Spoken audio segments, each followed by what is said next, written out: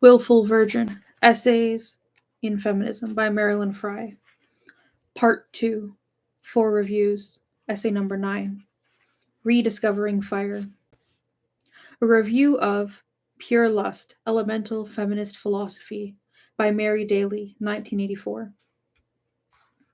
With Pure Lust, Mary Daly takes on once again that central and challenging project of a movement by women to liberate women, the work of creating new meaning.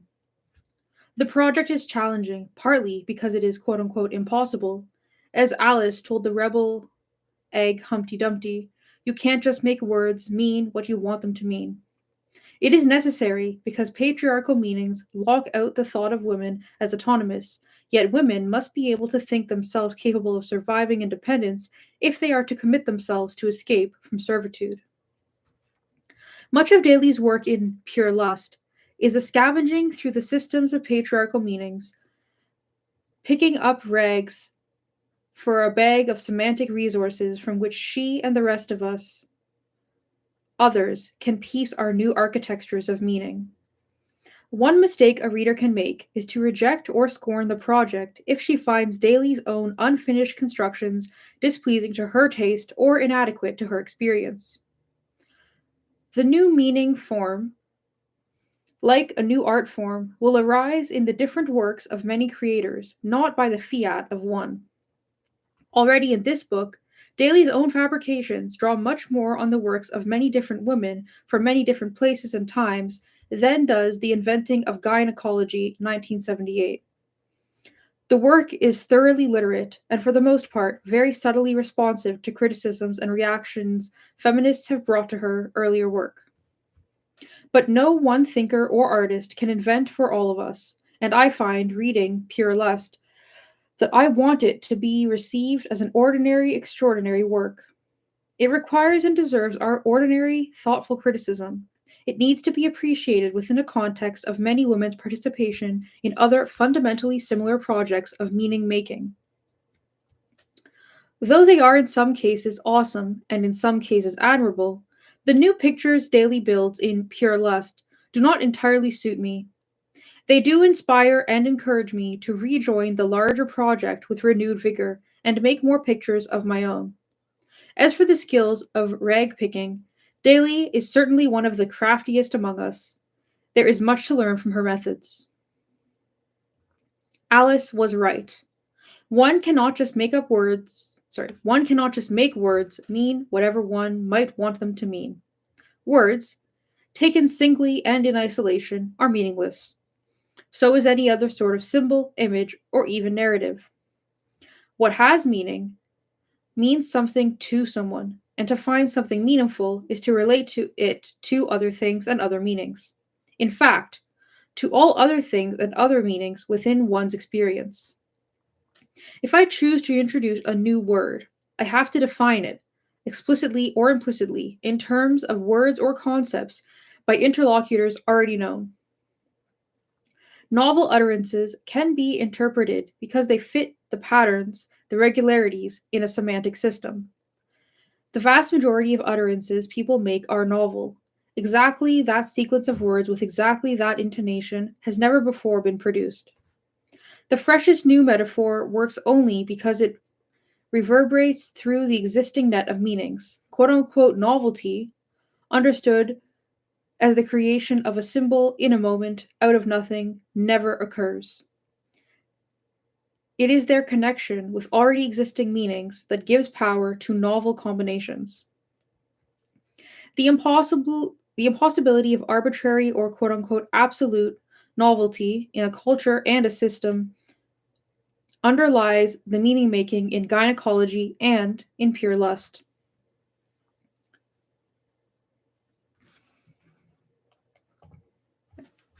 First, the Webster, one of Daly's most felicitous terms for women engaging in this enterprise, works with the elements of an existing language, in this case English, and an existing system of imagery and myth, in this case that of Euro-American Christian capitalist commercial scientific culture. The quote-unquote new vocabulary is made of resembled bits of the old. It has a certain familiar ring, even as it sounds quite odd to the English speaking ear of the woman cultured in that culture. The quote unquote spinning voyagers of gynecology have many new names in pure lust, such as quote unquote prudes, shrewds, and weirds. The book is thick with dictionary definitions. Daly does not use the dictionary as an authority, but as a cultural artifact. A fairly comprehensive standard dictionary is a fairly comprehensive depository of the semantics resources for the inventions that are underway. I have been known to complain that poets who work with these same resources do not have to work as hard as philosophers because poets do not have to make everything explicit and philosophers do. My finding Daly's constant spelling out of explicit definitions somewhat tiresome is probably my punishment for such a cloddish complaint. Built into the project of making new meanings out of old is a political problem. For instance, some women have hoped to break through the barriers of meaning by connecting male-marked words like judge, officer, or professor with words like woman, imagining we might generate new meanings by speaking into androgynous paradoxes. But this has yielded, in all but a few odd cases, just some not very new additions to the ranks of male defined postures for women. Men have defined what positions a woman's Supreme Court judge supports, what special value a woman police officer has. She is especially good at handling domestic dispute calls, rape cases, of course. And lately, the special talent women professors have for teaching men how to quote unquote include women in the quote unquote mainstream curricula. Or another example, naming God she or the Great Mother. If nothing else changes, this does nothing at all but disguise the masculinity of God or heighten the pedestal on which the romanticized and hence degraded mother is confined. If the old meanings are still invoked, how can the new be radically new? Throughout this book, one of Daly's primary projects is to expose, analyze, and immunize against such traps of assimilation and tokenism, against conversion to quote unquote male ordered quote unquote plastic feminism. Second, patriarchal signs, symbols, images, and myths were not invented out of nothing. They were constructed of the materials of an existing system. In the case of the quote unquote Western culture, which is the territory Daly is mainly working in, those earlier systems and symbols were women-centered. The quote-unquote new patriarchal terms originally drew meaning and power from the interconnection of those symbols which still vibrate and revibrate in, among, and beneath them, even in very faintly, or in layered disguise. To avoid being recaptured by phallocratic structures when we set out to make meaning, the quote-unquote existing sources we should draw on are those quote-unquote original symbols, images, and myths, out of which and upon which phallocratic systems have been constructed, by processes of accretion, objectification, reversal, ossification, subtraction, and attenuation. If Daly's strategy can be summed up in one word, that word is remember. Her point is not that we should try to replicate some ancient matriarchy. It is that to avoid being captured in patriarchal male meaning, we should go back into their sources and backgrounds for our material. Pure Lust is full of lessons in how to spot and read out the underlying or quote unquote original semantics masked by the devices of patriarchal language, myth, image, and theory. And in the process of digging into the works of such characters as Aristotle, Aquinas, St. Paul, the Popes Paul and Paul Tillich, as well as Freud and other towering figures of phallocracy, Daly provides a valuable education in quote unquote Western intellectual history for any reader who has managed, in or out of the academy, to avoid the standard indoctrination.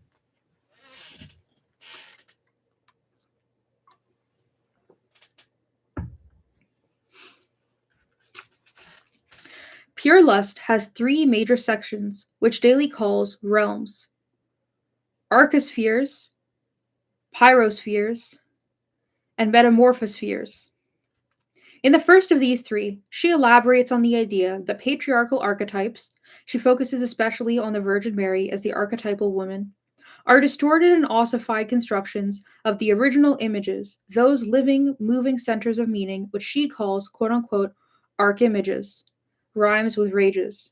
Oh, archimages. Okay. One of the questions for radical feminism is this: how, if women are naturally powerful and patriarchal males are quote unquote impotent, as Daly often says they are, could the latter ever have defeated the former? Part of the answer is given in this section, in discussion of how women are made self defeating, self annihilating, when we buy into the phallocratic archetypes. It is our own power that is turned against us, and this in turn helps explain why ideology, mythology, and or psychology are such large factors in the oppression of women, larger perhaps than in any other source of oppression. This first section ends with what, for me, is the single most suggestive and energizing statement in the book.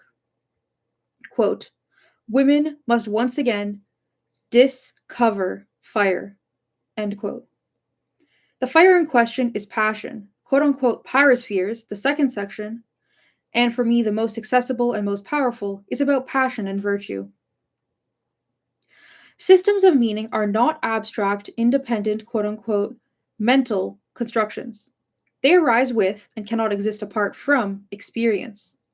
To make meaning necessarily involves new construction of the speakers and thinkers as agents. For women who have been molded in a patriarchy, this means getting back into motion.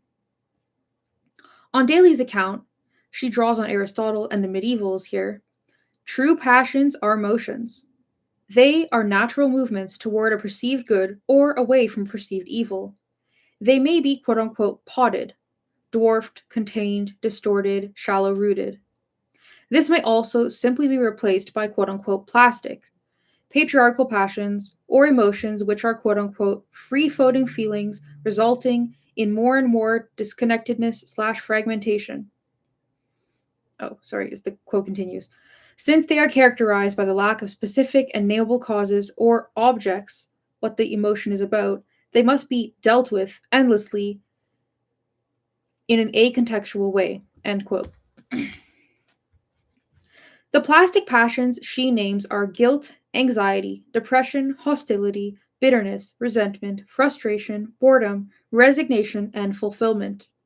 As she says, plastic passions are endlessly preoccupying. They stiffen us into an oddly vague fixation on themselves, and they fail to connect our process, as real passions would, with other people and the real world beyond themselves. They are, quote, unnatural knots, gnarls of the spirit. Just as the Father's lies are mind binding, these feelings are mind bindings that twist the movements of women's appetites upon themselves. Instead of spiraling outwards, these snap backwards, strangling the victim. End quote. Daly's list and her descriptions of the plastic passions write several chapters of my own life, including some recent paragraphs on the defeats and future of radical feminism.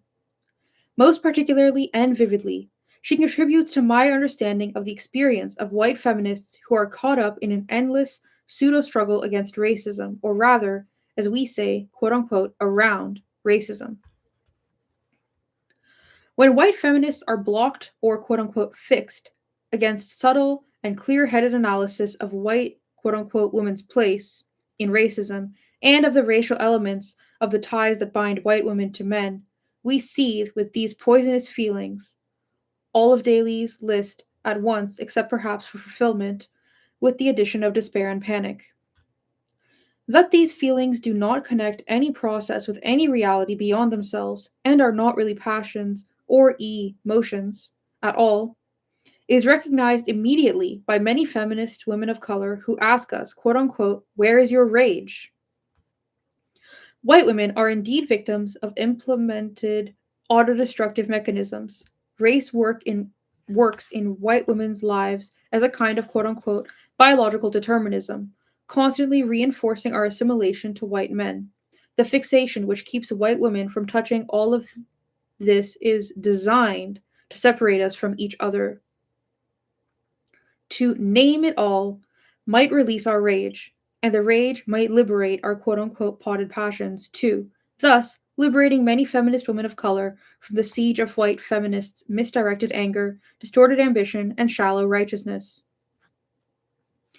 In Daly's complex account of, quote, the ultimate taboo against women touching women, end quote, she warns against thinking this has only to do with sexual touching and argues that the taboo separates women in all ways from touching ourselves and each other. It enforces what she calls the quote unquote state of separation, from which radical lesbian feminists mean to separate ourselves.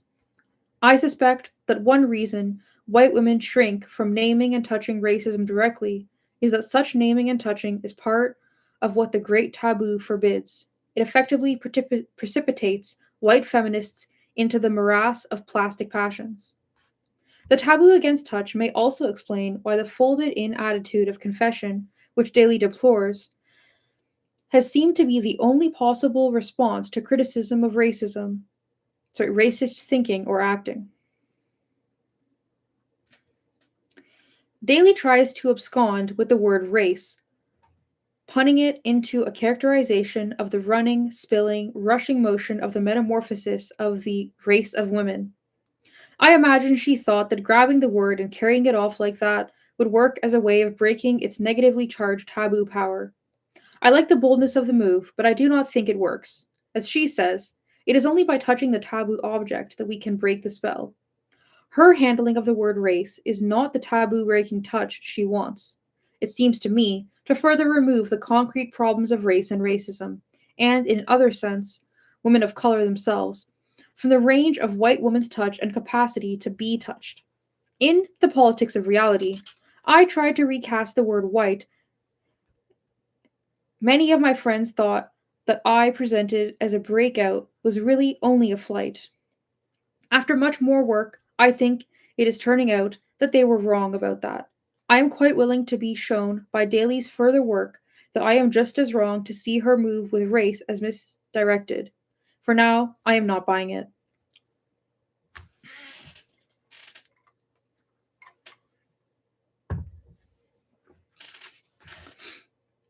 Where other women have spoken vaguely and timidly of quote unquote society, Daly speaks of the phallic state, the state of atrocity, the state of separation, the state of lechery, the state of boredom, the dismembered state, and the Sado state. The political state she would see as a logical and noxious product of the more generic state named by these phrases. The word state is associated always in this work with the concept of stasis, the stationary, that which is not moving. All that is natural to women is characterized in terms of motion. The verb to be is taken as the active verb. Daly's conception of women's being is developed entirely in terms of activities, processes, motions, and movements, and the qualities and modifications of motion and that which moves. Motion may be traveling from one point to another in space. It may be change of attitude or shift of perception. It may be activity, such as knitting, writing, or digging a hole. It may also be things changing in such a way that it becomes a different thing than it was, a change of identity, a transformation. At the level of identity, motion, as more metamorphosis, the theme of the third realm. Metamorphospheres. On Daly's account, this quote unquote ontological movement is what essentially characterizes everything that is alive, and for conscious and creative living things like us, the metamorphosis is conscious and creative. But it can take place wholly or rightly only in the environmental conditions of quote unquote statelessness. The enemies of women are individual patriots. The enemy of womankind, and of life generally, is that which impedes or stops motion. To be ourselves and not sick or dying, we must be in a state. Daly is consistently and wantonly anarchist. She begins to convince me that radical feminism is essentially anarchist. To the believer in the state, there can be an order, harmony, and peace only if there is quote unquote social control, that is, force and coercion. Somebody has to be in charge, and that somebody has to have the power to make his decisions stick. For this belief to sound right, one has to make certain background assumptions about human and other nature, the sorts of assumptions made historically by Plato or by Hobbes. Daly does not make those assumptions, which is why her writing can seem both off the wall and highly impractical to some readers. Consistent with her anarchism, her worldview is both animistic and optimistic. The universe being sounded in pure lust is conceived wholly in organic metaphors.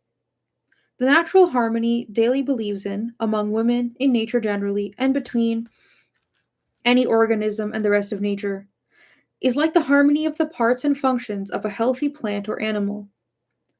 It is quote unquote natural in the sense that if not a result of an art or management, it does not require anything like our familiar, mundane, and desperate striving and struggling or human like conscious preconception and planning. It just happens. That's the way plants and animals are. So, also, on a cosmic scale, harmony happens. Her world is in every way alive and active, and originally, essentially, naturally happy.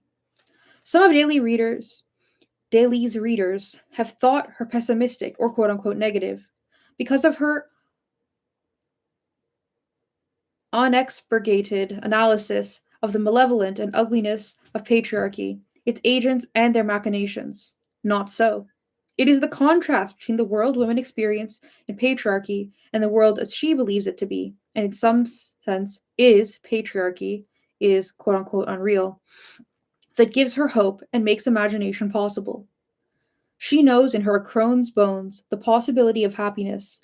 If it were not for that, she would not write raging and funny books, but collapse in the horror of what she knows. For the record, her analyses of the motives and means of men in power is almost all seems to me mind-bogglingly right. In the last footnote in the book, Daly acknowledges the contributions of many other creatures, birds, butterflies, horses, who have been valuable companions to her in the course of this writing. I understand that companionship, but I have also struggled with another curriculum in the tutelage of slugs, roots, maggots, striped cucumber beetles, scab, mold, aphids, and sturdy colonies of wild geraniums established among the infant carrots. Working in our garden, we fertilize and barricade, spray and sprinkle, disperse pearly organic poisons and the quote unquote biological controls, and with our fingers squash or rip out small beings whose identities are not known, but who look to an educated eye like suspicious characters. All this in our effort to preserve from predation and fatal competition what is to be a significant part of our supply of relatively unpolluted food for the year. As we work, acquiring in the process nasty sunburns and mosquito bites, which will harass us out of rest of the night, my lover and I have been known ironically to incant the syllables biophilia in the tune of the Hallelujah chorus. These experiences provoke my cheeriness about Daly's concept of natural, biophilic, wild, and real, as indeed some of my experience of friendship among women has also done. Certain kinds and degrees of enthusiasm are not possible for me, even though my bones, too, sometimes speak of happiness. At some point in the development of life on this planet, some human animals entered a kind of existence in which concepts like weed and pest had application, and in which human bodies were tortured regularly by the work of tillage, human livelihoods threatened by 2 more days with or without rain. Now, most of us who have the time and will to philosophize subsist on food produced by the tortured labor of other miserably exploited people and with the aid of tons of dangerous chemicals. How are we to imagine feeding and sheltering all of us without exploiting any of us and without engaging in that perilous struggle with nature which is agricultural and horticultural? We cannot become a planet of communities of hunter-gatherer migrating through territories abundant with the food and weather we need. The point is not that fructarian grazing is the only correct or quote unquote biophilic way to eat. What bothers me is that I don't have a useful, practical, ordinary understanding of quote unquote love of life or of the quote unquote harmony in which we want to be with plants and planets and with animals, including each other. I do not believe Daly's anarchic harmony is natural in the sense of requiring no straining and no deliberate invention. I merely believe it is possible. That sets me for the task of figuring out how to love life, how to understand the fact that in nature, living beings kill and eat other living things all the time, how to behave honorably, virtuously, when another's vital motion would block mine or mine hers, etc. In Pure Lust, Mary Daly's contribution to such work is indirect. It comes in the form of exemplary iconoclasm. The shattering of concepts of species, for instance, is music to my ears. Lessons in method that are more like an art lesson than a cooking lesson. No recipes are given. A prodigious new profusion of metaphors for mixing into conceptions of ourselves and this renewing encouragement of Daly's own terrific vitality and inventiveness.